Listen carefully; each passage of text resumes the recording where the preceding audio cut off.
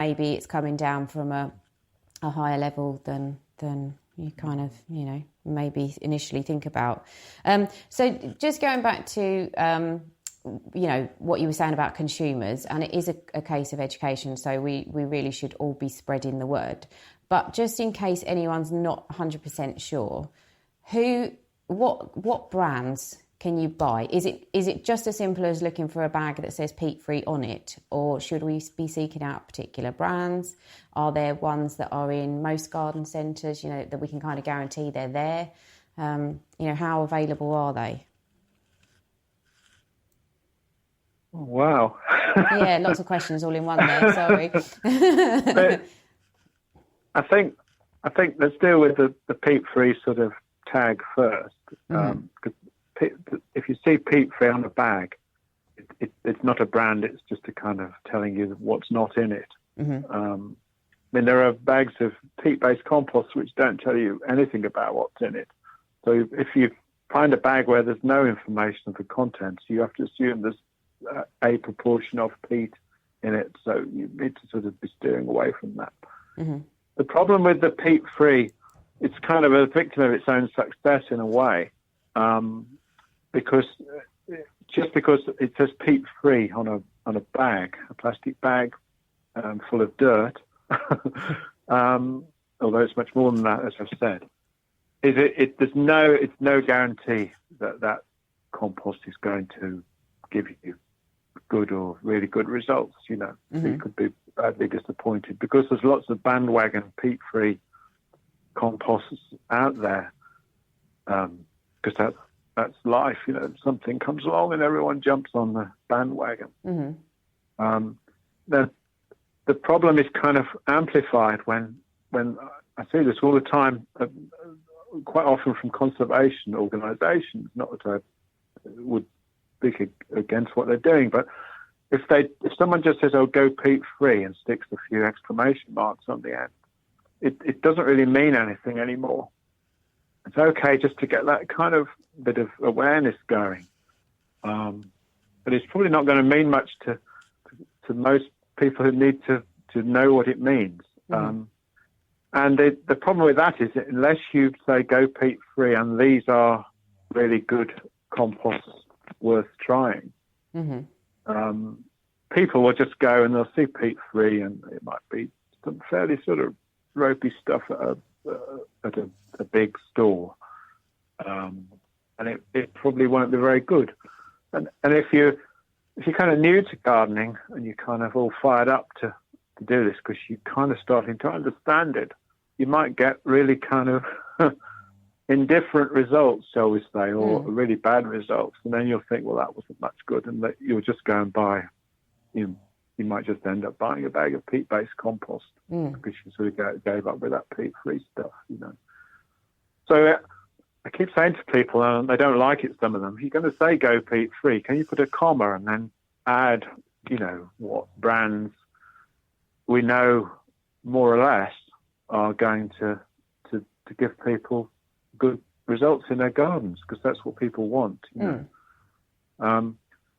So the three I'm trying to steer people towards are the Dalefoot compost. They make wool compost in Cumbria. Make that from composted wool, sheep's wool, and bracken. They cut bracken and compost it down and mix the two together and create a range of compost. They've all got organic certification as well now. They're not probably what you want if you're a vegan because of the wool thing. It depends how strict you're feeling about yourself. And then fertile fibre. Yep. Their composts are all made from coir. They've got a coir base, which is coir is the sort of grainy, dusty stuff that comes off coconut shells. That's just collected up, and it does have to come here from overseas. But that's another good one. And their Silver Grow range, which is made from bark, wood fibre, and coir. And they've got a whole range now. And Silver Grow in especially has won numerous Which Gardening Best Buy awards for compost. Mm-hmm. So and that's the one that's used, I'm pretty sure I'm right in saying this, most widely by professional growers. Right. Okay. They have big trucks of it, deliver it in big bags to their nurseries. Okay. So if you're buying that Silver Grow, you're actually buying a professional grade peat-free compost. And interesting. And these three have stood the test of time. They're kind of proven to work over a long period now. Because the other thing is, it's not as far as I'm concerned, my job is to tell people the kind of truth mostly, and to steer them towards things that I know I've tried myself, but I know is going to give them good results.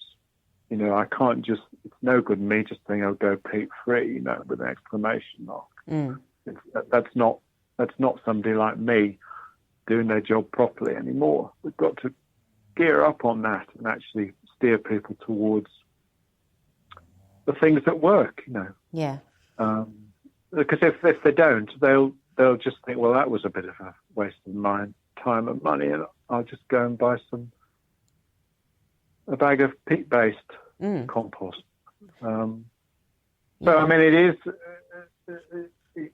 you know, we're getting there, but we're just saying go peat-free. It's kind of one step forward and two steps back in a way, unless you put the comma in and then just say these are the ones worth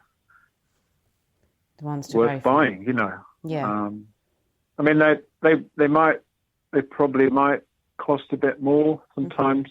If you can club together with your friends or a gardening club, you know, if you can get a pallet of these peat frees delivered, you know, the cost will come down. So it needs a bit of lateral gardening thinking. But again, it's only really committed sort of keen gardeners are probably going to be doing that. You know, so you've got to try and get the message to the people who are buying the bags of dirt. And also to the sort of keener people as well. So the way is to bring the prices down. I mean, the prices vary wildly. But if you're buying this stuff online, you're stung instantly by delivery costs, you know. So,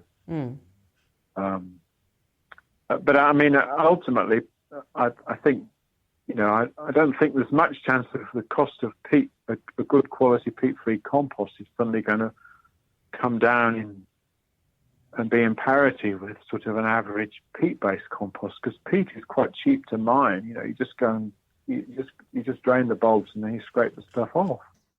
It's a difficult change, and it needs to happen. It's not going to happen overnight from what John's saying, but the problem is it needs to happen, if not overnight, then within a really short defined time period. And as you probably know, I'm not normally in favour of government legislation, but in the case of peat, I think we might need it. And if you're interested, do follow forest gardener Jake Rayson on Twitter, who is at ForestGDN Wales, as he's launching a petition which might be live by the time this episode airs, but if not, it will be very soon. And he's doing great work in this area. And you can also follow John, who regularly tweets about the issue, and he's Earth F Gardener on Twitter. So thanks for listening, and I will catch you next Tuesday.